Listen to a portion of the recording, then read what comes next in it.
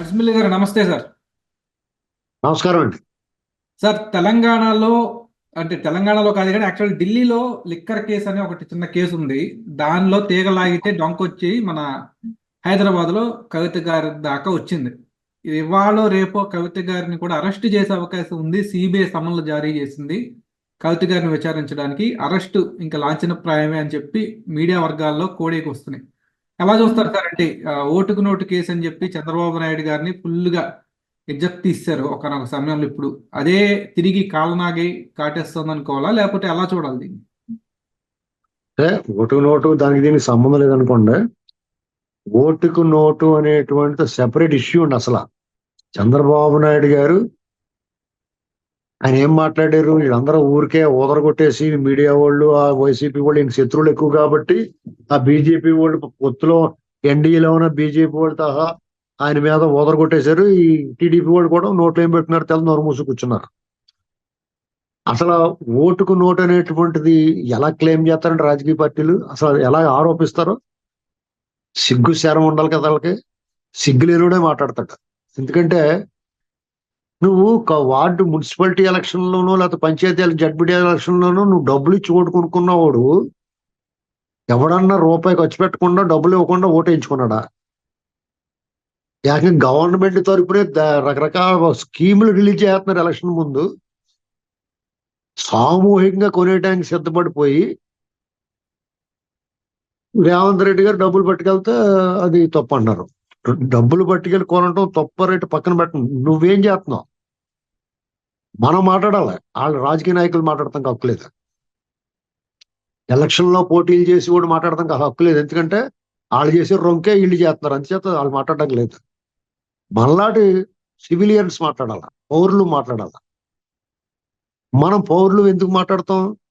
నువ్వు చేస్తున్నది ఏంటి? అలవాటు చేసేసారు కదా, డబ్బు లేకుండా ఓటు ఎవడేస్తున్నాడు. పైగా రేవంత్ రెడ్డి గారు ఒక్కడిని బుక్ చేయడం ఏంటి? ఆ స్టీఫెన్ శామ్ని ఎంత వదిలేశారు వాళ్ళు? గంగిరెద్దులో ఉన్నాడు, అని ఎందుకు వదిలేశారు?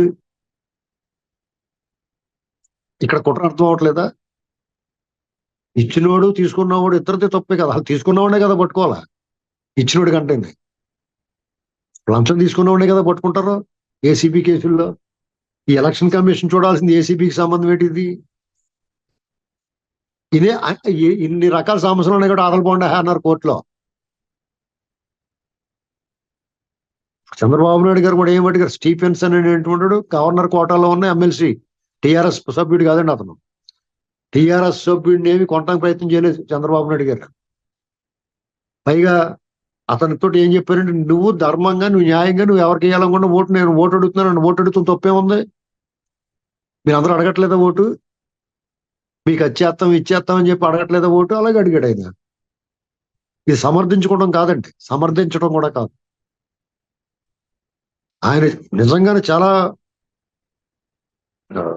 అంటే చంద్రబాబు నాయుడు గారు అంటే కుట్రపూరితంగా అని వీళ్ళందరూ మాట్లాడతారు, కానీ ఆయన చాలా ప్లెయిన్ గా మాట్లాడాడు ఆ ఫోన్ లో. కాబట్టి అందుకనే ఆ కేసు అలా వచ్చింది. చంద్రబాబు రేవంత్ గారిని సీఎం అని చేశారు తెలంగాణ ప్రజలు. దాని అర్థం ఏంటి? మీరు అందరూ కలిపి గొయ్యి తీసి కప్పెడదాం అనుకున్నా కానీ ఆ గోతులో పైకి వచ్చి మిమ్మల్ని కప్పెడేస్తున్నాడు రా బాబు అని దాన్ని సాగరించారు తెలంగాణ ప్రజలు. ఇంకా దాని గురించి మాట్లాడుతూ మానేయాల. ఇప్పుడు ఇవాళ వాళ్ళు చుట్టుకుంది. అయినా సరే నేను ఏకపక్షంగా నిందలు వేయనండి. ఇదంతా కూడా బీజేపీ కుట్రే. మద్యంలో తప్పు జరిగిందో లేదు, ఖచ్చితంగా జరుగుద్ది. మీరు ఆవల ₹10 కేసులు అట్టుకుని కోట్ల రూపాయల కేసులు వదిలేయటం తప్పు. జగన్మోహన్ రెడ్డి గారు ఎందుకు తిరుగుతున్నాడు బెయిల్ మీద? ఆ కేసులు ఎందుకు ముందుకెళ్ళట్లేదు? ఇవాళ మళ్ళీ కవిత గారిని అంతకుముందు ఎలక్షన్ ముందే అడావుడి చేశారు, ఎలక్షన్ లో వదిలేశారు. మళ్ళీ ఇప్పుడు ఎలక్షన్ వస్తున్నాయి, పార్లమెంట్ ఎలక్షన్. ఇప్పుడు అడావుడి చేస్తారు, మళ్ళా తర్వాత వదిలేస్తారా? అంటే వాళ్ళు లొంగ తీసుకోవడానికి చేస్తున్నారు అంతేనా? చట్టం తన పని దాన్ని కరెక్ట్ గా చేయదా? ఆ మనీష్ సిసోడియా అన్న ఆయన్ని ఆ కేసు బయటికి బెయిల్ సమస్య రావట్లేదు. ఎన్నాళ్ళని పెడతారు అలాగా? ఇప్పుడు చట్టం న్యాయం కూడా న్యాయశాస్త్రం కూడా మారాలండి. ఒక ఏదో కంక్లూజన్ ఎందుకు రావట్లేదు, రాలేకపోతున్నారు మీరు? పోనీ అతను డబ్బులు తీసుకున్నట్టయినా ఆధారాలు దొరికినాయా? ఎవడో ఒక లొంగ తీసుకుని నేను ఇచ్చానండి ఆడు తీసుకున్నాడని అనిపించేది సరిపోతా. ఇదే మర్డర్ కేసు ఇది ఏమన్నా మర్డర్ కేసు అనుకోండి. ఇప్పుడు దస్తగిరి ఉన్నాడు, ఆ మర్డర్ కేసులో ఆడు పాల్గొని నేను చేశాను, ఇంకో వీళ్ళు కూడా చేశారు నాతో పాటు, వీళ్ళు ప్లానింగ్ లో చేశారు అన్నాడు కాబట్టి దానికి ఒక అర్థం ఉంది. మనీ ట్రైల్లో ₹1 ఆధారం లేకుండా అతని ఆ ఇంట్లో వివాహం ఉంటే 2 రోజులు 3 రోజులు వదిలేరు. మళ్ళీ ఇంకొకటి ఎవడో అప్రూవర్ గా మారిపోతే వదిలేస్తారు. అతనేమో జగన్మోహన్ రెడ్డి టికెట్ ఇచ్చేస్తారు. వీళ్ళందరూ దొంగలు అయిపోయారండి దేశం అంతా. దేశంలో దొంగలు పడ్డారని టీ కృష్ణ గారు 30-40 ఏళ్ల క్రితం సినిమా తీసాడు, 35 ఏళ్ల క్రితం. ఆ దొంగలు ఇప్పుడు బందిపోటు దొంగలు అయిపోయి ఉన్నారు. ఇక చాలా దారుణంగా ఉన్న పరిస్థితి. ఈ దేశం ఏమైపోద్దని భయం వేస్తున్నారు. తర్వాత తరాల్లో మళ్ళీ బ్రిటిష్ నాటి ఈస్ట్ ఇండియా నాటి పరిస్థితుల కన్నా దారుణంగా గుజరాత్ ఇండియా కింద మారిపోద్దండి. గ్యారంటీ, అనుమానం లేదు ఇందులో. ఎందుకంటే వ్యవస్థలను అడ్డం పెట్టుకుని ఆఖరికి ఇన్నాళ్ళు న్యాయ వ్యవస్థల మీద ఒక నమ్మకం ఉండేది, వాటి మీద కూడా అనుమానం వస్తుంది. ఇప్పుడు మనకి ఏదైనా కష్టం వచ్చినా నష్టం వచ్చినా ఇటువంటిది ఏమన్నా ప్రభుత్వాలు ఇలాగ ఏకపక్షంగా వ్యవహరించిన సిస్టమ్ కొన్ని వ్యవస్థలు సరిగ్గా పనిచేయకపోయినా కోర్టుకు వెళ్ళి న్యాయం పొందడానికి అవకాశం ఉండేది. ఇప్పుడు అది కూడా అనుమానమే. ఎవరు నమ్ముతాం మనం, ఎవరిని నమ్మాలి? ఎలక్షన్ ముందు వచ్చినట్టు కేసులు చేస్తారు. నేను కవిత గారి మీద చర్యలు తీసుకోమని అనట్లేదు, తీసుకోవద్దని అనట్లేదు, కానీ ఎలక్షన్ ముందే చేస్తున్నారు మీరు. కానీ వాళ్ళు కూడా ఎంత పట్టపగ్గ లేకుండా మాట్లాడారండి. చంద్రబాబు నాయుడుకి అరెస్ట్ అయితే నువ్వు వచ్చేసిందా కేటీఆర్ గారికి? దేవుడు అనేటువంటి వాడు ఉంటాడు, కర్మ అంటారు అందుకునే. విధి అనేటువంటి దాన్ని తప్పించుకోవడం ఎవరి వల్ల కాదండి. హైదరాబాద్ లో చంద్రబాబు నాయుడు గారి అభిమానులు, సానుభూతి పరులు, పార్టీ కార్యకర్తలు ఆయనకి అన్యాయం జరిగిందని చెప్పేసి నిరసన వ్యక్తం చేస్తే హైదరాబాద్ బ్రాండ్ ఇమేజ్ దెబ్బతింటే మీరు మెట్రో తిరగకూడదు. ఎంత దారుణంగా వ్యవహరించారండి ప్రభుత్వం. పోలీసులు చాలా సానుకూలంగా ఉన్నారు. నేను స్వయంగా నేనే సాక్షిని. పోలీసులు చాలా బాగున్నారు, వాళ్ళకి ఆదేశాలు అలాగ ఉన్నాయి. కట్ చేస్తే కేటీఆర్ గారు రోడ్డు మీద కూర్చున్నాడు నిరసన వ్యక్తం చేస్తా. ధర్నా చౌక్ తీసేశారు, ఇప్పుడు వీళ్ళకే ధర్నా చౌక్ అవసరమైంది. అంటే మీరు వేవిచ్చేవో అదే నీకు వెనక్కి వచ్చేస్తానంటానికి ఎంతకన్నా ఎగ్జాంపుల్ కావాలా? ఇప్పుడు కవిత గారు, కేసీఆర్ గారు ఎప్పుడు కూడా ఎదటోళ్ళని కించపరిచి అవమానపరిచినట్టు మాట్లాడేవాడు, తీసి పడేసినట్టు మాట్లాడేవాడు, హైహ్యాండెడ్గా ఉండేవాడు. ఇవాళ రేవంత్ రెడ్డి గారిని సీఎం స్థానంలో చూడలేకపోతున్నాడు. ఆయన చూసే అవకాశం రావట్లేదు, చూసి తట్టుకునే పరిస్థితి లేకుండా పోయింది. నీ రాజకీయ గురువులు, నువ్వు రాజకీయంగా పనిచేసి నీ పార్టీకి నీకు జీవం ఇచ్చి నిన్ను ఒక స్థాయిలో నిలబెట్టిన మా పార్టీని నువ్వు సర్వనాశనం చేసి తల్లిపాలు తాగి రొమ్ము గుద్దు మీద గుద్దినట్టుగా చేసినందుకు నీకు ఫలితం అనిపిస్తుంది. మీరు పార్టీ లేకుండా పోతుంది ఇప్పుడు గ్యారంటీగా.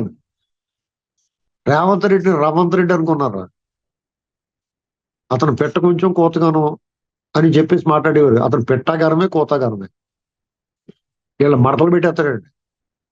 అయినా అతను చాలా సమయంలో పాటిస్తున్నాడు తెలుసా. మీరు వీళ్ళు చేసిన పనులకి మీకు రేపు నుంచి చూడండి, అసలు వీళ్ళు చేసిన భూ కబ్జాలు, భూమాయిలు, దందాలు, సంపాదనలు ఇవన్నీ అతను లాగేస్తారు, ఎక్కడా వదిలిపెట్టరు. ఆ ప్యాలెస్ భూమి ఆక్రమించి కట్టేయడం దానికి డ్రోన్ షాట్ తీసేయడానికి జైల్లో పెట్టారు రేవంత్ రెడ్డిని. ఆ సీన్ ఉంటుంది రేపు పొద్దున పార్లమెంట్ ఎలక్షన్ అయిన వెంటనే చూడండి, దాని మీద ఉంటుంది. ఎవడో తప్పించుకోలేడు వీళ్ళు, వాళ్ళ పని అయిపోయింది అంతే.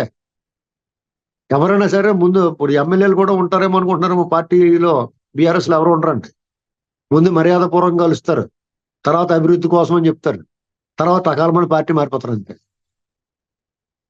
నువ్వు నేర్పిన విద్య నీరజాక్ష, నువ్వేమి ఇచ్చేవో వెళ్ళిపోతావు. నువ్వు నిజాయితీగా నిబద్ధతగా ఉద్యమంలాగా ఉండి ఉద్యమాన్ని సహకరించిన వాళ్ళని, తెలంగాణ ఆకాంక్షలో ఉన్న వాళ్ళని, వాళ్ళందరినీ ముందు వరుసలో పెట్టి కొత్త తెలంగాణ రాజకీయాలకు రామారావు గారు చూడండి, రాజకీయంలో కొత్త తరాన్ని తీసుకొచ్చాడు, కొత్త శకాన్ని ప్రారంభించాడు. తెలంగాణ లాంటి ప్రాంతాన్ని రెండోసారి స్వతంత్రం ఇచ్చాడు. నువ్వు తెలంగాణ కోరికలు, తెలంగాణ ఆకాంక్షలతో, తెలంగాణ భావనతోటి నువ్వు అధికారంలోకి వచ్చినోడు తెలంగాణ జీవాన్ని చంపేశారు. మీరు తెలంగాణ భావోద్వేగాన్ని కట్ చేసేసుకున్నారు. దాని ఫలితం ఇదంతా. ఇప్పుడు ఈ ప్రాయశ్చిత్తం మీరు పశ్చాత్తాపడినా కానీ కుదరదు. పశ్చాత్తాపానికి మించిన ప్రాయశ్చిత్తం ఉండదు. మీరు పశ్చాత్తాపడితే కూడా ఎవరు నమ్మడం. చాలా దారుణమైన పరిస్థితికి వెళ్ళిపోయారు కేసీఆర్ గారు. ఎందుకంటే నిజంగాన ఆయన పట్ల మనం ఎవరు కోపంగా ఉండాల్సిన అవసరం లేదు. కానీ ఆయన వ్యవహారం, ఆయన పద్ధతి, కేటీఆర్ గారు దురహంకారం, అహంకారం ఉండకూడదు రాజకీయాల్లోకి వచ్చిన అతను. మీ ప్రజల ఓట్లతోటి ప్రజల్లో అభిమానం, కేవలం అభిమాన భిక్ష అది. మీ అధికారం, సంపదనే. మీరు ఏ వ్యాపారం చేసి సంపాదించారు? కష్టపడి ఏమన్నా కష్టపడి వ్యాపారం చేసి సంపాదించారా? ప్రజలు అభిమానంగా ఓటేస్తే ఉద్యమాన్ని అడ్డం పెట్టుకుని, అధికారాన్ని అడ్డం పెట్టుకుని 4 రూపాయలు సంపాదించుకున్నారు. అమ్మాయి బాగానే వచ్చింది బాబు, దేవుడి దయ వల్ల ప్రజల అభిమానం ఉండబట్టి అని ప్రజలు ప్రేమించాలి మీరు. ఆ ప్రజల మీద, ప్రజల ప్రతినిధుల మీద, ప్రజల్ని అడ్రస్ చేసే మీడియా మీద మీరు నోటుకు వచ్చినట్టు మాట్లాడితే, ఎవరు నోరు ఇస్తే నోరు నొక్కి వాళ్ళ మీద గోండాలు పంపిస్తే మీకు చేత కదా తోలు తీసేస్తారు. ఇప్పుడు మొన్నటిదాకా కులాల మీద మాట్లాడాడు ఒకడు. నిన్న మొన్న అమ్మాయిల విషయంలో కుమ్ము వదిలేరు. పర్టికులర్ గా ఒక సామాజిక వర్గం మీద నోటుకు వచ్చినట్టు మాట్లాడాడు. ఎలా విధి అనేటువంటిది ఉంటుంది, ఆయన ఎక్కడ తప్పించుకుంటాడు? దీన్ని బట్టి అతని వెనకాల కేటీఆర్ గారు ట్వీట్లు అయ్యేస్తాడు. దాని అర్థం ఏంటంటే ఆ కమ్మాళమే మాట్లాడిచ్చింది కేటీఆర్ గారు అని అర్థమైంది.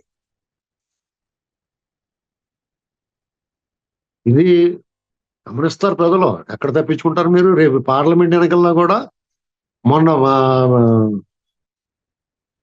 సాధారణ జనరల్ ఎన్నికల్లో గ్రేటర్ హైదరాబాద్ లో కాంగ్రెస్ పార్టీ 8% నుంచి 28% పెరిగింది. ఈసారి పార్లమెంట్ ఎన్నికల్లో 40% పెరుగుతుంది. అప్పుడు కొంచెం అనుమానాలు ఉన్నవాళ్ళు, కొంచెం అటు ఇటుగా ఉన్నవాళ్ళు ఈసారి వన్ సైడ్ వేస్తారు. రేవంత్ రెడ్డి మోకం చూసి వేస్తారు. రేవంత్ రెడ్డికి బలపరచడానికి వేస్తారు. అతను గట్టిగా స్ట్రాంగ్ గా నిలదొక్కుకోవడం కోసం ఓట్లు వేస్తారు. ఇంకేం పీకుతారు? డెఫినెట్ గా 10-12 స్థానాలు కూడా వేస్తారు కాంగ్రెస్ పార్టీ.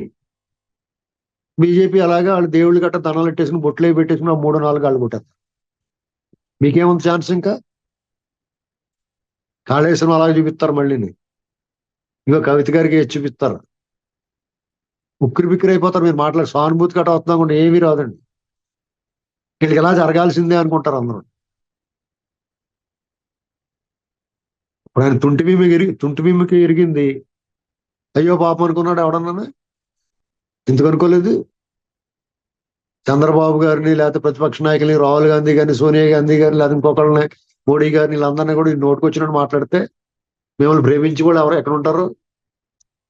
అదే చంద్రబాబు నాయుడు గారు చాలా స్టేట్స్మెన్ లాగా పద్ధతిగా హుందాగా వ్యవహరించాడు కాబట్టి ఆయన కష్టం వచ్చినప్పుడు ప్రపంచమే కదిలి వచ్చింది. అది రాజకీయ నాయకుడు వెనకాల ఉండాల్సింది. అది దీన్ని బట్టి మీరు చంద్రబాబు నాయుడు గారు సరసన చేరాలంటే మీ అందరికీ ఎన్ని ఏళ్ళు పూళ్ళు పడతో గుర్తుపెట్టుకోవాలన్న రాజకీయ నాయకుడు, ఈవెన్ మోడీ గారితో సహా. ఈ దేశమే గర్వించదగ్గ నాయకుడు చంద్రబాబు నాయుడు గారు. తెలుగు వాళ్ళు మాత్రమే కాదు. ఆయన గాడిదకి ఏం తెలుసు అటుకుల రుచి అని కొంతమందికి తెలియపోవచ్చు ఆయన విలువ. గాడిదకి అటుకులు తిన్నా ఒకటే, ఒట్టిగడ్డి తిన్నా ఒకటే, దానికి ఒకలాగా ఉంటుంది. దానికి తెలియదు కదా రుచి. చంద్రబాబు నాయుడు గారి విలువ తెలుసుకుని గౌరవించుకోవాలి. మన నాయకులు మనం గౌరవించుకోవాలి. కేసీఆర్ గారు అన్నా సరే, ఆయన నిజంగా ఇలాంటి రాగద్వేషాలకు అతీతంగా ఉండుంటే ఆయన్ని కూడా గొప్ప నాయకుడు. ఇలాంటి పనికిమాలిన మాటల వల్ల ఆయన స్థాయి దిగజారిపోయింది. మీకు అలాంటి నాయకుడు ఇంకోటి ఎవరైనా ఉన్నారంటే రాహుల్ గాంధీయే. ఎందుకంటే ద్వేషించే కూటమితో తిరుగుతా ప్రేమించే మనిషే కదా మనిషి అంటాడు ఒక సినీ కవి. ద్వేషించే కూటమిలో ఉంటూ ప్రేమించే మనిషే కదా మనిషి అంటాడు. అటువంటి మనిషి రాహుల్ గాంధీ గారు. కాబట్టి రాజకీయ నాయకులకి వీళ్ళు కేస్ స్టడీ. ఇటీవల సమకాలీన రాజకీయాల్లో చంద్రబాబు నాయుడు గారు, రాహుల్ గాంధీ అనేటువంటి ఈ వ్యక్తులు, ఈ లీడర్స్ ఒక కేస్ స్టడీ. జాగ్రత్తగా వాళ్ళను ఫాలో అయిన వాళ్ళు రాజకీయాల్లో పైకి వస్తారు. ఇవాళ కాదు రేపన్నా. చూద్దాం సార్ మరి ఏమవుతుందో. రానున్న రోజుల్లో ఈ కేసు ఎన్ని మలుపులు తిరుగుతుందో కూడా మనకి బయటపడుతుంది. ధన్యవాదాలు సార్.